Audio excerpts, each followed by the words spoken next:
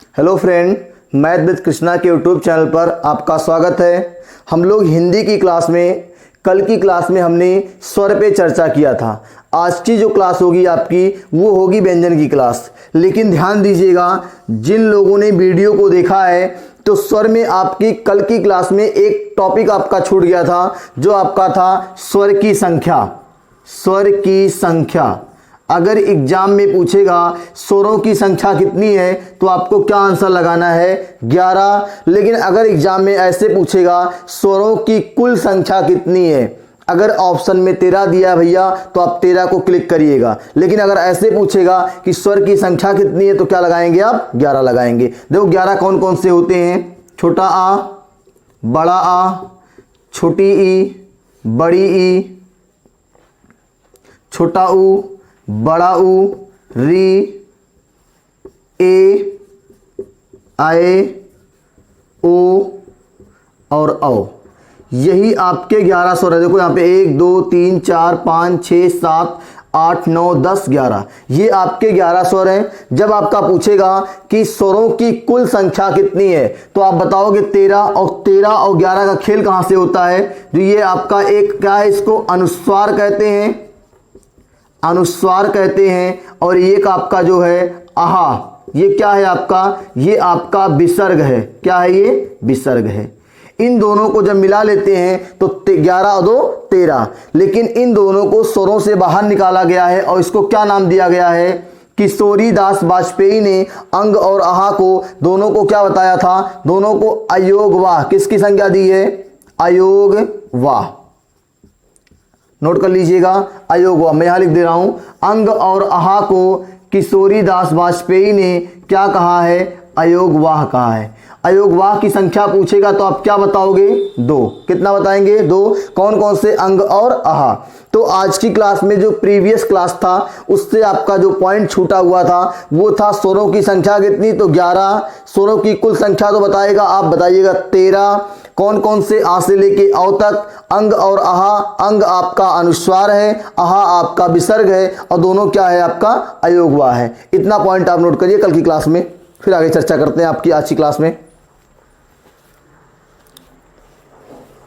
चलिए, नोट हो गया। अब आते हैं आज की क्लास में। ठीक है, आज की क्लास में आ जाते हैं व्यंजन में।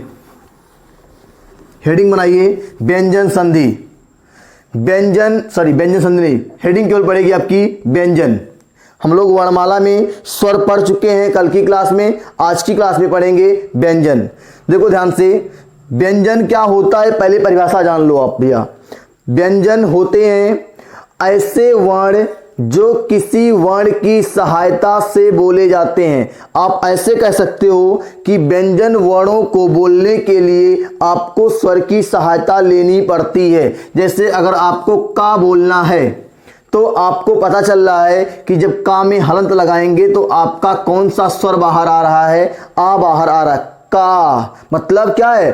का को बोलने के लिए आ की आवश्यकता पड़ी ना, तो यही आपका व्यंजन है। जिन वर्णों को बोलने के लिए स्वरों की आवश्यकता पड़ती है वो क्या कहलाएंगे? व्यंजन कहलाएंगे। अब ध्यान दीजिएगा, हिंदी वर्णमाला में व्यंजनों की संख्या कितनी होती है? 33। संख्या कितनी होती है?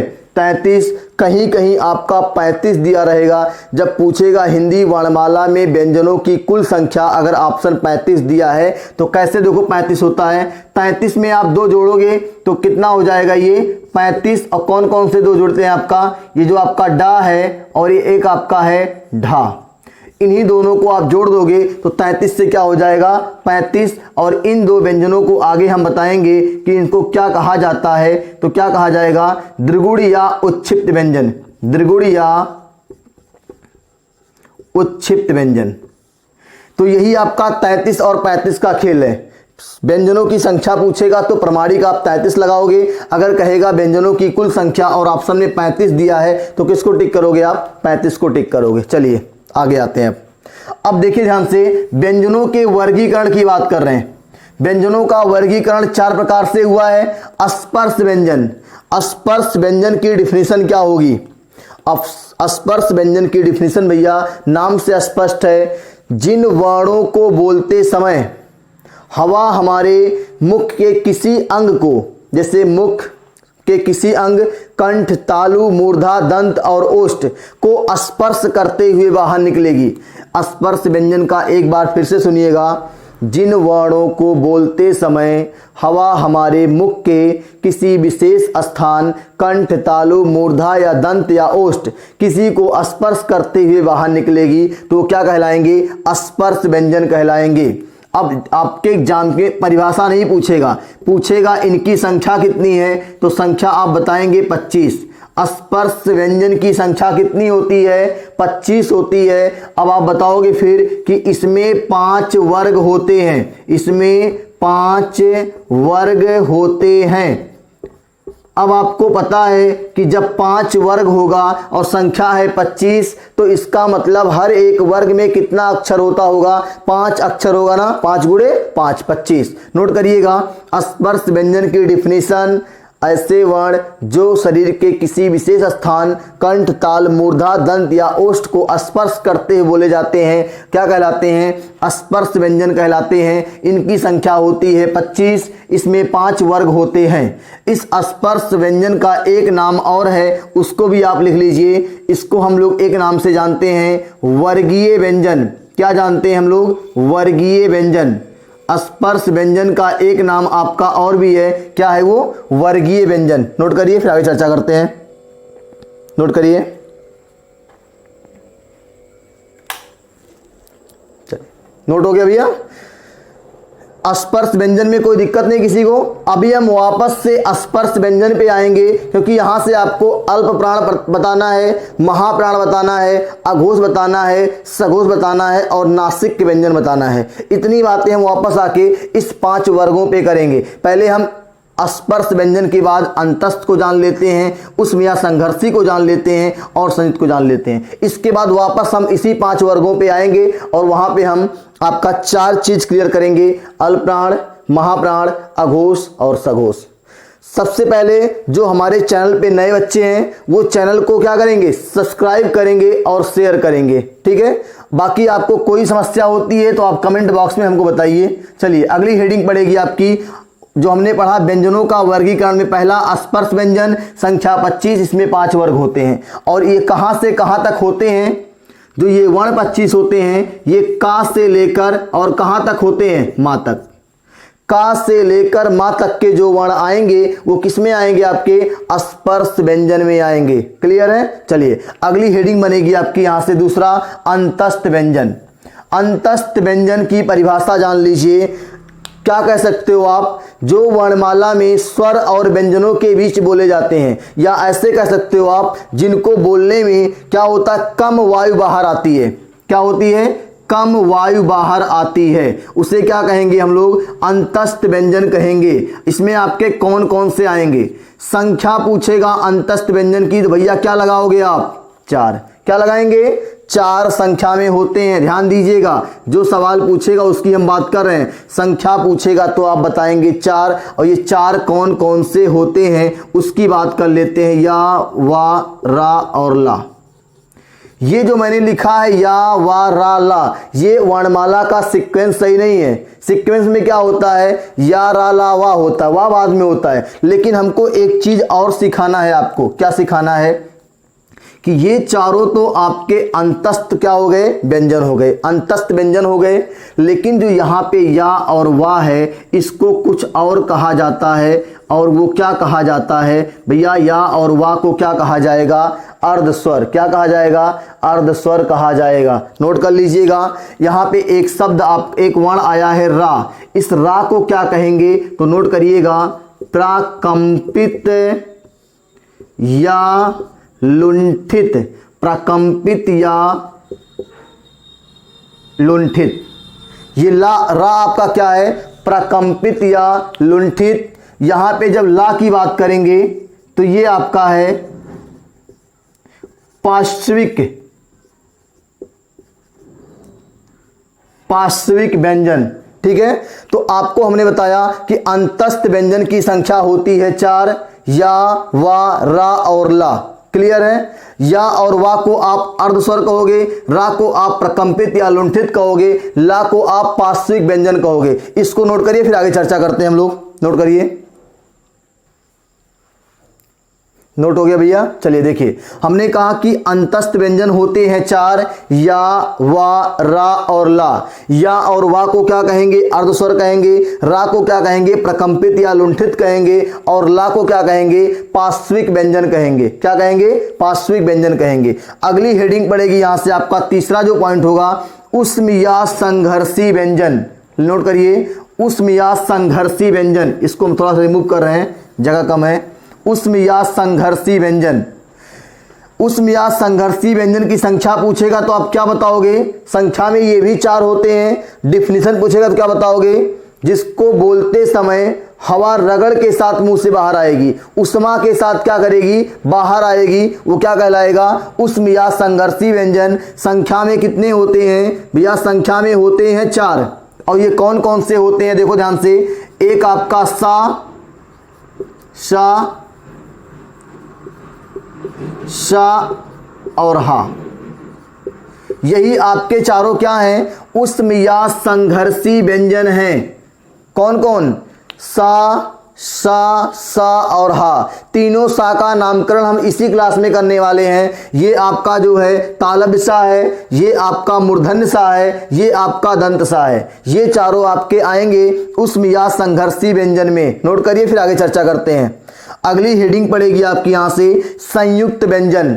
संयुक्त व्यंजन में संख्या में इसको ही पूछेगा तो क्या बताओगे आप भैया? संख्या में ये भी होते हैं 4। कितने होते हैं? 4। संख्या में होते हैं 4। और कौन कौन से? एक आपका छा है, एक आपका त्रा है, एक आपका ज्ञा है और एक आपका स्रा है। अब ध्यान दीजिएगा, थोड़ा सा मैं रिमूव कर रहा हूं इसको। देखो, हमने कहा कि संयुक्त व्यंजन संख्या में होते हैं 4। एक आपका छा, एक आपका त्रा, एक आपका ज्ञा, एक आपका स्रा। अब इन चारों का मेल किससे किससे हुआ है, इसको सीखते हैं। जो एग्जाम में पूछता है, कहेगा कि छा का मेल किससे हुआ है तो आप बताओगे का प्लस सा से। इसका जब पूछेगा भैया तो आप बताओगे ता प्लस रा से। हलंत लगा, ध्यान दीजिएगा। इसका पूछेगा तो आप बताओगे जा प्लस इया से। इसका पूछेगा तो आप बताओगे भैया सा प्लस रा से। हलंत लगा है, उसका ध्यान दीजिएगा, गलती नहीं होनी चाहिए आपसे। संयुक्त व्यंजन की संख्या पूछेगा तो आप बताओगे 4। कौन कौन से? छा, त्रा, ज्ञा और स्रा। छा का मेल बार बार एग्जाम में पूछा है कि छा का मेल तो आप बताओगे का प्लस सा। इसका बताओगे त्रा का ता प्लस रा। हलंत सब में लगा है, ता में भी लगा है, का में भी लगा है। ठीक है, यहां से सवाल आपका पूछेगा कि छा वर्ण का क्रम वर्णमाला में किस अक्षर के बाद आएगा तो आप बताओगे का के बाद आएगा। किसके बाद आएगा भैया? का के बाद आएगा। ठीक है, तो इतनी बातें हमने व्यंजन में की। व्यंजन को मैंने कहा कि 4 भागों में बांटा। स्पर्श व्यंजन संख्या होती है 25, 5 वर्ग होते हैं और का से लेकर मां तक के वर्ण क्या होते हैं? स्पर्श व्यंजन होते हैं। उसका दूसरा मैंने कहा था अंतस्थ, संख्या होती है 4। या, रा, ला, वा। या और वा आपका अर्धस्वर, रा आपका प्रकंपित या लुंठित और ला आपका पार्श्विक। हमने फिर कहा था उष्म या संघर्षी व्यंजन 4 होते हैं, सा, सा, सा और हा। और हमने बाद में आपका संयुक्त व्यंजन संख्या में 4, छात्रा, ज्ञा और सरा। इतनी बातें आप नोट करिए, फिर हम वापस अपने टॉपिक पे आते हैं। हमने कहा था कि मैं वापस आऊंगा स्पर्श व्यंजन पे, वहां पे मैं 5 वर्गों की बात करूंगा आपसे। नोट करिए, फिर आगे चर्चा करते हैं इसको। हो गया भैया? चलिए, हमने कहा था हम वापस से आपका कहां पे आएंगे? 5 वर्गों की बात करेंगे। उस 5 वर्गों से आपका क्लियर क्या होगा? अल्पप्राण, महाप्राण, अघोष, सघोष और नासिक। तो आपको क्या करना है? पहले आप अपनी कॉपी पे, जैसे मैंने बनाया डायग्राम, ये का से लेकर मां तक स्पर्श व्यंजन है, जैसे मैंने लिखा वैसे आप बना लो। फिर हम चर्चा करते हैं कि आगे कैसे इस पे सवाल बनेंगे। देखो ध्यान से, ये पूरा बन गया आपका। कैसे कैसे आपको पढ़ना है? एक आपका शब्द है अल्पप्राण, फिर महाप्राण, अघोष, सघोष और नासिक। होते कौन कौन से? देखो ध्यान से, हमने कहा था कि का से लेकर मां तक आपका ये पहला वर्ग है का वर्ग। देखो यहां से, ये क्या है? ये आपका का वर्ग है। का वर्ग में 5 अक्षर। ये आपका चा वर्ग है। चा वर्ग में आपके कितने अक्षर हो जाएंगे? 5। फिर ये आपका टा वर्ग है। इसमें भी 5, ये आपका ता वर्ग है, इसमें भी आपके 5 अक्षर हो जाएंगे, ये आपका पा वर्ग है, इसमें भी आपके 5 अक्षर, कुल मिला के 25 अक्षर हो गए। ये 25 व्यंजन किसमें होते हैं? स्पर्श व्यंजन कहलाते हैं। क्लियर है? चलिए आपकी यहां से पहली हेडिंग पड़ेगी, वो पड़ेगी अल्प प्राण। क्या पड़ेगी? अल्प प्राण। इसको मिटा रहे थोड़ा सा वर्क को। पहली हेडिंग पड़ेगी यहां से अल्प प्राण। ध्यान दीजिएगा कि अल्प प्राण में कौन कौन से वर्ण आएंगे, एकदम आसान तरीके से आपको सिखाएंगे हम कि अल्प प्राण में कौन कौन सा अक्षर आएगा। आपको अक्षरों को नहीं याद करना है, आपको केवल वर्गों के नंबर को याद करना है। देखो कैसे, पहला अक्षर, दूसरा अक्षर, तीसरा, चौथा, पांचवा, मैंने नंबरिंग किया है ना। अब जब मैं अल्प प्राण की बात करूंगा तो डिफिनीशन इसके नाम से स्पष्ट हो जाएगा। अल्प का मतलब होता है थोड़ा और प्राण का मतलब होता है सांस। ठीक है, जब हम लोग इसका क्या करेंगे, विभाजन करेंगे प्राण के आधार पे, तो 2 प्रकार का होगा, अल्प प्राण और महाप्राण। ठीक है, तो हम अल्प प्राण की जब बात करेंगे तो परिभाषा आपकी क्या बनेगी? जिन वर्णों के उच्चारण में क्या होता है, थोड़े सांसों की आवश्यकता होती है, उसे क्या कहेंगे भैया? अल्प प्राण कहेंगे। अब देखो कौन कौन से वर्ण इसमें आएंगे। हमने कहा, ध्यान दीजिएगा आप व्हाइट बोर्ड पे, अब प्रत्येक वर्ग का पहला प्लस तीसरा प्लस पांचवा कौन कौन सा आएगा भैया? प्रत्येक वर्ग का पहला अक्षर, जैसे ये आपका देखो ध्यान से, पहला अक्षर कौन कौन है? ये पहला है, ये इस वर्ग का पहला है, इस वर्ग का पहला है, इस वर्ग का पहला है और इस वर्ग का पहला है। फिर तीसरा कौन कौन सा है? ये आपका तीसरा है, ये आपका तीसरा है, ये तीसरा है, ये तीसरा है और ये तीसरा है। पांचवा कौन कौन सा है? ये आपका पांचवा है, ये आपका पांचवा, ये आपका पांचवा और ये सब वर्ण किस में आएंगे भैया? अल्प प्राण में आएंगे। हमने कहा प्रत्येक वर्ग का पहला अक्षर, तीसरा अक्षर और पांचवा अक्षर किस में आएगा? अल्प प्राण में। इसके अलावा जो आपका अलग से क्या आएगा, वो आपका एक है अंतस्थ व्यंजन। क्या आएगा भैया? अंतस्थ व्यंजन। देखो ध्यान से, अंतस्थ में मैंने कहा था कौन कौन से आते हैं? या, रा, ला और वा। अब आपको अल्प प्राण क्लियर हो गया। अल्प प्राण अगर पूछेगा कि इसमें कौन कौन से वर्ण आते हैं, तो आपको क्या बताना है कि प्रत्येक वर्ग का पहला, तीसरा और पांचवा वर्ण आएगा और उसके साथ जो आपका अलग से आएगा वो आएगा अंतस्थ व्यंजन, या, रा, ला और वा। इतनी बातें सबको स्पष्ट हुई? चलिए अगली हेडिंग आपकी यहां से पड़ेगी अल्प प्राण के बाद, इसको नोट करिएगा, प्रत्येक वर्ग का पहला, तीसरा और देखो पहला, तीसरा, पांचवा, पहला, तीसरा, पांचवा, पहला, तीसरा, पांचवा। ये तो मैंने वर्गों की बात कर ली। इसके अलावा जो आते हैं आपके वो 4 हैं, या, रा, ला और वा। नोट करिए, इसको फिर चर्चा करते हैं आगे। अगली हेडिंग पड़ेगी आपकी यहां से महाप्राण। हेडिंग बनाएंगे महाप्राण।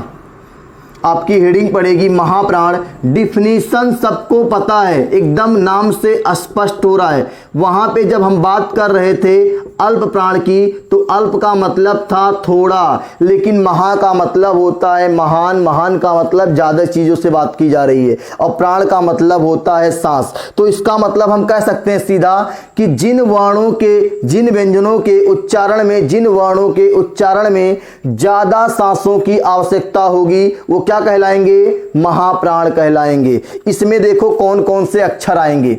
हमने पहला, तीसरा और पांचवा किसमें दे दिया? अल्प प्राण में कह दिया हमने। अब आपका बचा क्या है? 2 और 4। इसका मतलब आप सीधा कहोगे कि प्रत्येक वर्ग का दूसरा प्लस चौथवा, चारवां, यही तो है।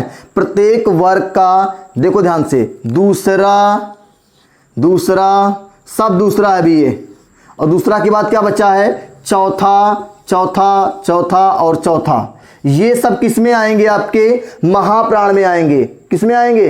महाप्राण में। जैसे ये इस लाइन का पूरा, इस लाइन का पूरा सब किस में आएगा, महाप्राण में आएगा। इसके अलावा जो आपका इसमें एक्स्ट्रा क्या आएगा, वो आपका आएगा उष्म या संघर्षी व्यंजन, उष्म या संघर्षी व्यंजन।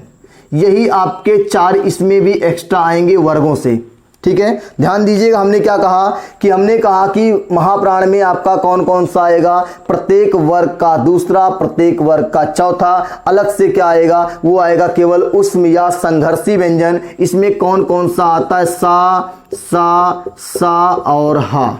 यही 4 तो आपके अलग से आएंगे, बाकी तो आपके वर्ग में दूसरा चौथा क्लियर है। चलिए, महाप्राण आपका क्लियर हुआ। अगली हेडिंग बनाएंगे यहां से हम लोग अघोष। अगला क्या बनाएंगे, अघोष। और अघोष जो है ये हम लोग जब घोषत्व के आधार पे पढ़ेंगे तो उसके 2 प्रकार होंगे, अघोष और सघोष। अगली हेडिंग क्या बनेगी आपकी, अघोष। अघोष, अघोष की डिफिनीशन एकदम स्पष्ट है। मैंने कल की क्लास में कहा था भैया कि जब किसी शब्द के आगे आ लग जाता है तो वो शब्द के अर्थ को नकारात्मक कर देता है। जिससे कभी युद्ध होता है ना तो उद्घोषणा होती है, ठीक है, शंख बजते हैं। तो आपका यहां पे आ लग गया, इसका मतलब अघोष हो गया। इसका मतलब क्या होगा, जिन वर्णों के उच्चारण में, ठीक है, उच्चारण करते समय क्या हो, कंपन ना हो। जिन वर्णों के उच्चारण करते समय कंपन नहीं होगा वो क्या कहलाएगा, आपका अघोष वर्ण कहलाएगा। लेकिन यहां पे आपको परिभाषा नहीं पूछेगा, क्या नहीं पूछेगा, परिभाषा नहीं पूछेगा, पूछेगा कि अघोष वर्ण कौन कौन से होते हैं, ठीक है। डिफिनीशन दोनों की स्पष्ट हुई कि नहीं। पहले आप ये बताइए, अल्पप्राण कम सांस कौन कौन, पहला, तीसरा, पांचवा प्लस अंतस्थ याराला वाह। महाप्राण ज्यादा सांस कौन कौन से होंगे, दूसरा, चौथा प्लस उसमें क्या आएगा, सा और हा। अगली हेडिंग बनाएंगे यहां से आप लोग अघोष। अघोष पे चर्चा करते हैं हम लोग। देखो, अघोष जो होगा, हमने कहा जिन वर्णों को बोलते समय कंपन नहीं होगा, क्या नहीं होगा, कंपन नहीं होगा। और इसमें कौन कौन से आएंगे, देखो अघोष में मैंने कहा था, देखो 1 और 2, 1 और 2 को मैंने क्या किया, देखो यहां से 1 और 2 को मैंने अघोष में लिया है। इसका मतलब आप लिख सकते हो क्या, प्रत्येक वर्ग का पहला प्लस दूसरा, कौन कौन, पहला और दूसरा। ये किस में आएगा भैया, आपका अघोष में आएगा। कौन कौन, प्रत्येक वर्ग का पहला और दूसरा, और इसके साथ एक्स्ट्रा क्या आएगा, वो आएगा आपका उसमें, क्या आएगा आपका उसमें। लेकिन ध्यान दीजिएगा, उसमें भैया एक अपवाद है, वो अपवाद आपका बता देते हैं, देखो ध्यान से। उसमें जो अपवाद है वो सा और सा, यही केवल तीनों। उष्म होते हैं 4, कंफ्यूज मत होइएगा, सा और हा भी उसमें ही होता है। लेकिन जब हम बात अघोष की करेंगे तो हम कहेंगे कि जो आपका ये 5 वर्ग है, उस 5 वर्ग में पहला और दूसरा अक्षर जो होता है वो क्या होता है। इसका मतलब जो ये दोनों लाइनें हैं वो क्या हैं, अघोष हैं, क्या है, अघोष हैं। और इस 2 लाइनों के बाद जो एक्स्ट्रा आपका अघोष में आएगा वो आएगा उसमें 3 अक्षर केवल सा। और ये जो आपका हमने कहा था हा ना, ये अपवाद में आ जाएगा, यहाँ पे स्टार कर देते हैं इसको हम। और ये आपका उष्म होने के बाद भी क्या कहलाएगा, आगे पढ़ेंगे हम इसको सघोष पढ़ेंगे। क्या पढ़ेंगे भैया, सघोष। अपवाद करके लिख लीजिएगा, ठीक है, इसको नोट करिए, फिर आगे चर्चा करते हैं हम लोग। अघोष के बाद आपकी अगली हेडिंग पड़ेगी यहां से सघोष, नोट करिए। नोट हो गया, चलिए रिमूव करते हैं इसको। एकदम आराम से आपको पेन कॉपी साथ रखना है और पूरा आपको प्रॉपर क्लास का नोट बनाना है। जैसे आपकी ऑफलाइन क्लास होगी वैसे आपकी ऑनलाइन क्लास होगी। देखिए अगली हेडिंग क्या पड़ेगी यहां से आपकी, सघोष। भैया सघोष की डिफिनीशन एकदम स्पष्ट। मैंने वहां पे कहा था अघोष में जिन वर्णों के उच्चारण में कंपन नहीं होगा, झनकार नहीं होगा, वो अघोष कहलाएंगे। लेकिन यहाँ पे सघोष लगा है और सा का मतलब हमेशा होता है साथ। क्या होता है, साथ। जब आपके शादी ब्याह का मौसम आता है ना तो आपके घर पे जब कार्ड आता है तो क्या लिखा रहता भैया, सा परिवार।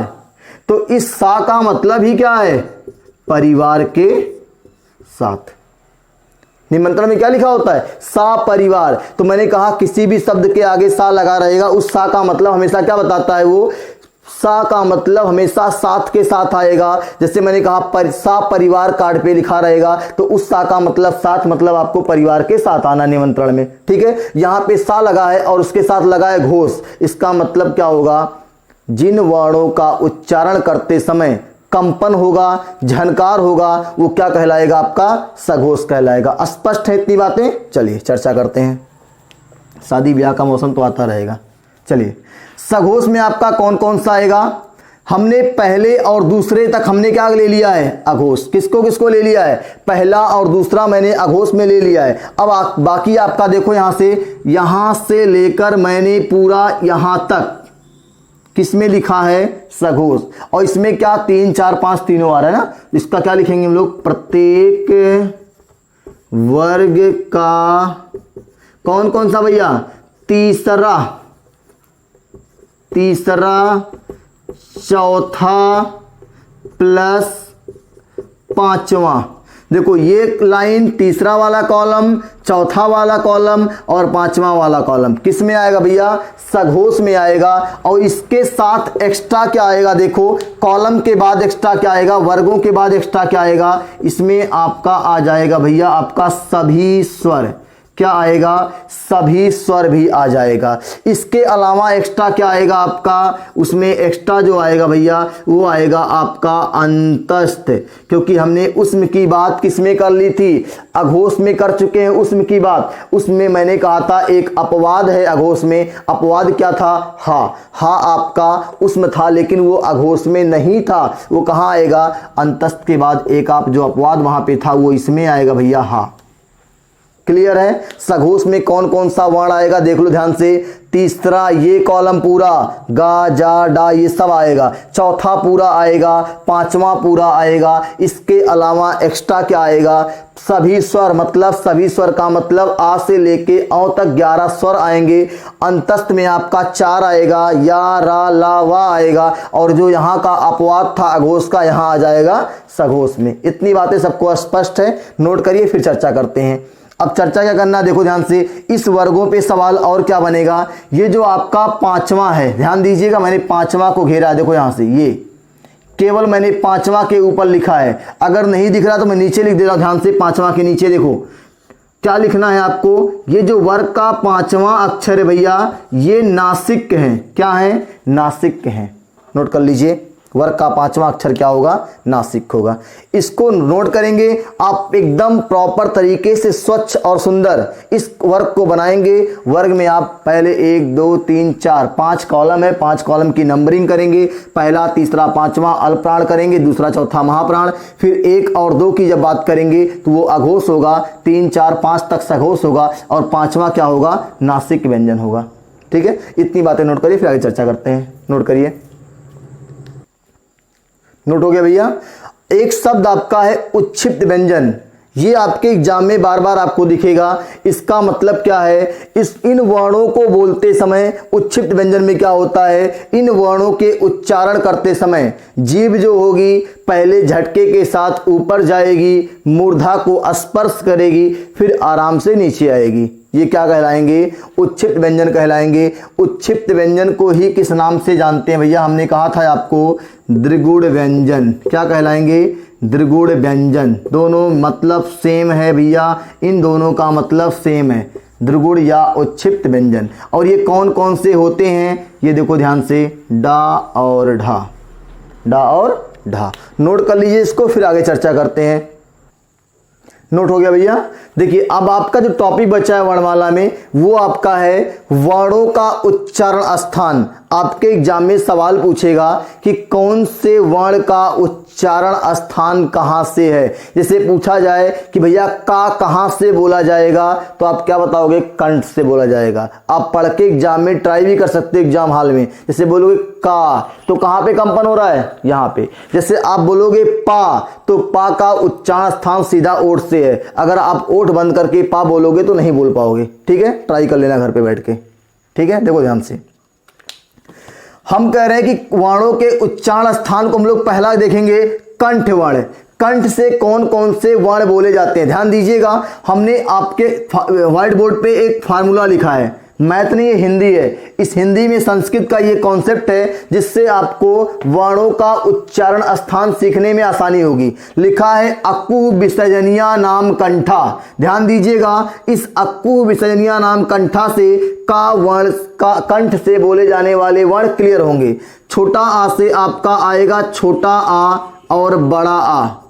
कौन कौन आएगा? छोटा आ और बड़ा आ। यहां से आपका का वर्ग से आपका पूरा का वर्ग। भैया का वर्ग में कितने अक्षर होते हैं? 5। का, खा, गा, घा और अंगा। ये पांचों किससे बोले जाएंगे?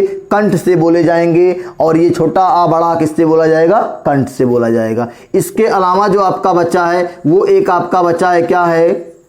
हा है। और इस हा के बाद जो ये आपका विसर्ग, क्या है? विसर्ग। इतने वर्ण किससे बोले जाएंगे भैया? आपका कंठ से। एकदम स्पष्ट आपको याद है कि कंठ वर्ण में मैंने एक आपको फार्मूला दिया है, अक्कु विसर्जनिया नाम कंठा। अक्कु में आपका छोटा आ जो है उससे आपका 2 वर्ण छोटा आ और बड़ा आ बन जाएगा। मतलब ये दोनों वर्ण कंठ से बोले जाएंगे। का से आपका पूरा पांचों अक्षर, का वर्ग का पांचों अक्षर का, खा, गा और घा और अंगा, ये पांचों कंठ से बोले जाएंगे। एक आपका हा है, एक आपका विसर्ग है। क्लियर है? अगली हेडिंग बनाएंगे तालव्य। तालु से बोले जाने वाले वर्ण। देखो इसका जो हमने आपका लिखा है फार्मूला, क्या लिखा है? इच्युसानाम तालु। क्या लिखा है? इच्युसानाम तालु। यहां से छोटी ई से आपका हो जाएगा छोटी ई और बड़ी ई। पूछेगा एग्जाम में, भैया छोटी ई और बड़ी ई का उच्चारण कहाँ से होगा? तो क्या बताओगे आप? तालु से होगा। इसके बाद आपका ये जो चा है यहाँ से आपका पूरा चा वर्ग हो जाएगा। और चा वर्ग में कितने अक्षर आएंगे? हर वर्ग में 5। तो चा में भी 5, चा, छा, जा, झा और इया। ये पांचों किससे बोले जाएंगे? तालु से। आपका जो एक बच्चा है यहाँ पे देखो ध्यान से, ये आपका बच्चा है या, और एक आपका बच्चा है जो ये तालव्य सा। कौन सा बच्चा है? तालव्य सा। इतने वर्ण आपके किससे बोले जाएंगे? तालु से बोले जाएंगे। नेक्स्ट हेडिंग आपकी पड़ेगी मूर्धन्य वर्ण। क्या पड़ेगी? मूर्धन्य वर्ण। इसका जो हमने फार्मूला लिखा है ऋटुर्षाणाम मूर्धा। ऋटुर्षाणाम मूर्धा 3 से 4 बार अपनी कॉपी पे डेली लिखेंगे आप, अपने आप तैयार हो जाएगा। ठीक है, देखो यहां से आपका जो आएगा वो आपका आएगा री। किससे बोला जाएगा? मूर्धा से। यहां से टा से आपका पूरा टा वर्ग, और टा वर्ग में 5 अक्षर। कौन कौन? टा, ठा, डा, ढा और अड़ा। चलिए, और यहां पे आपका जो बच्चा वो आपका बच्चा है रा। और रा के बाद ये जो आपका बच्चा है ये आपका बच्चा है मूर्धन्य सा। बचपन में आप इसको पचकिरुआ सा बोलते थे, अब नहीं बोलोगे आप। अब आपके क्लास का लेवल ज़्यादा है, आपको एग्जाम में पचकिरुआ सा नहीं दिखाई देगा, षटकोण सा नहीं मिलेगा आपको। अब जो मिलेगा आपको वो मिलेगा मूर्धन्य सा। क्या मिलेगा? मूर्धन्य सा। इतनी बातों को आप प्रॉपर तरीके से अच्छे और सुंदर शब्दों में इसको नोट करिए, फिर आगे चर्चा करते हैं। अभी इसमें और बचा हुआ है, नोट हो गया भैया? देखिए आपका जो हमने कहा था कंठ से हो गया, तालु से हो गया, मूर्धा से हो गया। अब आपका जो बच्चा है वो बच्चा है दंत वर्ण। दंत से कौन कौन से वर्ण बोले जाएंगे? देखो फार्मूला लिखा है लृ तुलसा नाम दंता। लृ तुलसा नाम दंता। अब देखो यहां से लृ हो जाएगा ता वर्ग पूरा, और ता वर्ग में कौन कौन आएगा? 5 अक्षर, ता, था, दा, धा और ना। आपका अगला जो है वो आएगा ला, और एक आपका आएगा ये दंत सा है। क्या है ये? दंत सा है। अब देखिएगा अगला, अगली हेडिंग पड़ेगी ये ओष्ठ वर्ण, मतलब ओठ से बोले जाने वाले वर्ण। और ओठ से बोले जाने वाले वर्ण को आप एग्जाम हॉल में बैठ के खुद से ट्राई कर लीजिएगा, सवाल गलत नहीं होगा। जैसे आ जाए आपका कि भैया फा जो है कहाँ से बोला जाएगा, तो आप चुपचाप बैठिएगा, बोलिएगा फा। क्या हिल रहा है? एक बार होठ पकड़ के बोलिएगा फा। क्या? कुछ नहीं बोल पाओगे आप। ठीक है, तो यहां पे देखो छोटा ऊ और बड़ा ऊ, ये आपका क्या है? ओठ से बोले जाने वाले वर्ण है। यहां से आपका पूरा पा वर्ग, और पा वर्ग में आपका क्या क्या आएगा? पा, फा, बा, भा और मा। ये आपका जो था वर्णों के उच्चारण स्थान में हमने पढ़ा कंठ से कौन कौन से वर्ण, मतलब कंठ से देखो ध्यान से, कंठ से कौन कौन से वर्ण, तालु से कौन कौन से वर्ण, मूर्धा से कौन कौन से वर्ण, दंत से कौन कौन से वर्ण, और आपका ये ओष्ठ से कौन कौन से वर्ण हमने अभी तक सीखा है। अभी 1 2 और बचा हुआ है, पहले इसको आप नोट कर लीजिए अच्छे से प्रॉपर, फिर हम उस पर चर्चा करते हैं। नोट हो गया भैया। देखिए आपका जो और बचा था, आपका एक आपका बचा है कंठ तालव्य। कंठ तालव्य में आपके 2 वर्ण आएंगे, कौन कौन, ए और ऐ, ए और ऐ। कंठोस्थ में आपका देखो ये कंठ तालव्य जो है, कंठ और तालु दोनों से बोले जाने वाले वर्ण हैं, इसमें आपके आएंगे ए और ऐ 2। कंठोस्थ में कंठ और ओष्ठ दोनों से बोले जाने वाले वर्ण हैं, इसमें आपका 2 आएगा ओ और औ। ये दंतोष्ठ है, दंत और ओष्ठ से बोला जाएगा, इसमें आपका 1 वर्ण आएगा, केवल वा आएगा। क्लियर है। अब ध्यान दीजिएगा, थोड़ा सा हम आपको सिखाते हैं कि कैसे आप वर्णों को याद करोगे। इसको आपने नोट कर लिया, चलिए देखते हैं। देखो कैसे आप एकदम शॉर्टकट तरीके से 5 वर्गों के अक्षरों को याद करोगे। ध्यान दीजिएगा, के टी एम डी ओ, हमने ये खुद से एक शॉर्टकट तरीका बनाया है, ये आपको किसी बुक में नहीं मिलेगा, ये हमने अपने आप से खुद से सोच के बनाया है कि कैसे आप वर्ग के पांचों वर्गों के अक्षरों को याद करोगे कि कौन सा अक्षर कहां से बोला जाएगा वर्गों का। के का मतलब हम लिखेंगे कंठ, के से क्या होगा कंठ, और टी से क्या होगा तालु, एम से क्या होगा, ये हमने खुद से बनाया भैया, आपको समझ में आएगा, आसानी से हो जाएगी। एम से आपका मूर्धा, डी से आपका दंत और ओ से आपका ओष्ठ। यहां किसी को समस्या नहीं होनी चाहिए। के टी एम डी ओ, के टी एम डी ओ, के टी एम डी ओ 4 बार करोगे याद हो जाएगा, ठीक है। के टी एम डी ओ, यहां से देखो जो के है कंठ, और कंठ में कौन सा अक्षर आएगा वर्ग वाला, का वर्ग का 5 आएगा, का वर्ग का क्या आएगा, का खा गा गा अंगा। तालु में आपका जो आएगा दूसरा वर्ग कौन सा होता है, चा वर्ग होता है, और चा वर्ग का 5 अक्षर आएगा, कौन कौन, चा छा जा झा इया।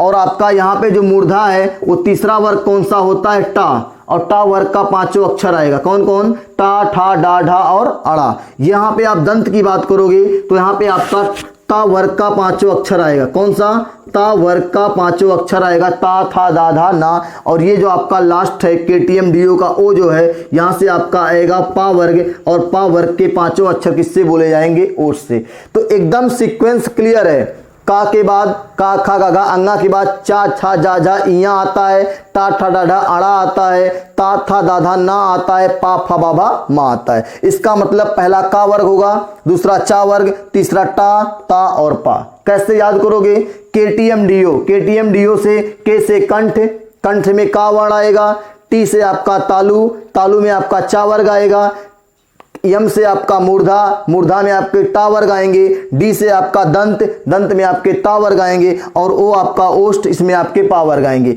ये हमने एक अपने आप से बेहतरीन तरीका याद करने का बनाया है, ठीक है, इसको नोट कर लीजिएगा।